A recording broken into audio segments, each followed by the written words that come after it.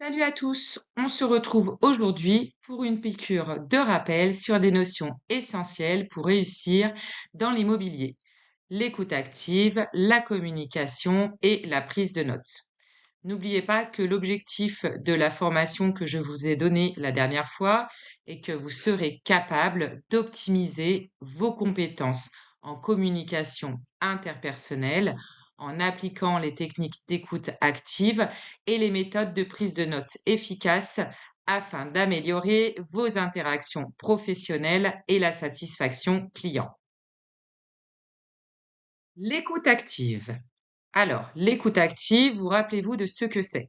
Tout le monde, vous êtes sûr? Allez, on va revoir tout cela rapidement pour être sûr. L'écoute active, c'est bien plus qu'entendre ce que dit votre interlocuteur.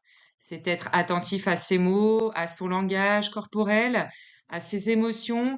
C'est lui montrer que vous êtes présent et intéressé.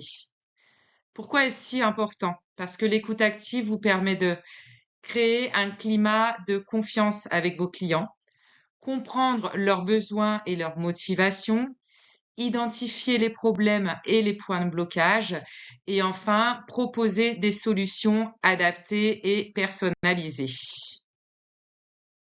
Maintenant, on va parler un petit peu des techniques d'écoute active.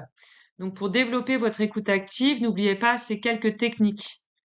La reformulation. Vous répétez ce que votre interlocuteur vient de dire avec vos propres mots pour vous assurer que vous avez bien compris.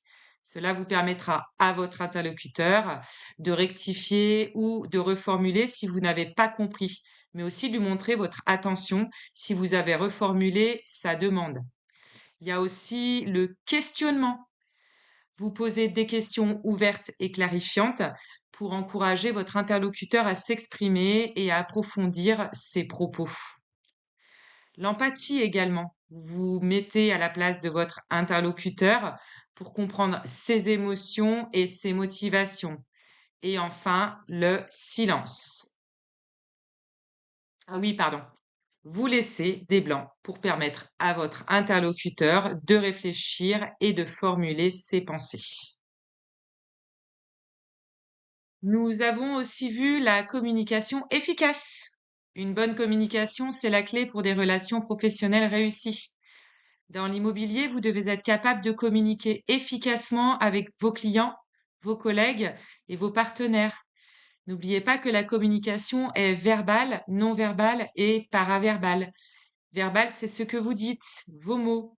Non verbal, c'est votre langage corporel, votre posture, vos gestes, vos expressions faciales.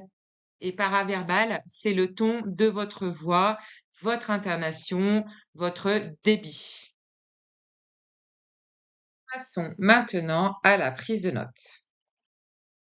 Donc, la prise de notes, c'est un outil indispensable pour tout professionnel de l'immobilier. Elle vous permet de mémoriser les informations importantes, organiser vos idées, préparer vos interventions. Il existe différents types techniques et types de prise de notes. La linéaire, la schématique, le mind mapping, chacun avait un peu ses petites préférences la dernière fois. Choisissez celle qui vous convient le mieux et surtout n'hésitez pas à la personnaliser. Vous n'aviez pas les mêmes façons de faire votre prise de notes la dernière fois. Donc, la conclusion de tout ça, c'est que l'écoute active, la communication et la prise de notes sont des compétences clés pour réussir dans l'immobilier. Alors, entraînez-vous, soyez attentif à vos interlocuteurs et n'oubliez pas de prendre des notes. Un petit bonus, si vous avez un doute, rappelez-vous, mieux vaut une note sur le papier qu'une mauvaise note sur le bulletin. Merci à tous, on se revoit la prochaine fois. Si vous avez quelques questions, n'hésitez pas à revenir vers moi la prochaine fois qu'on se voit. À bientôt!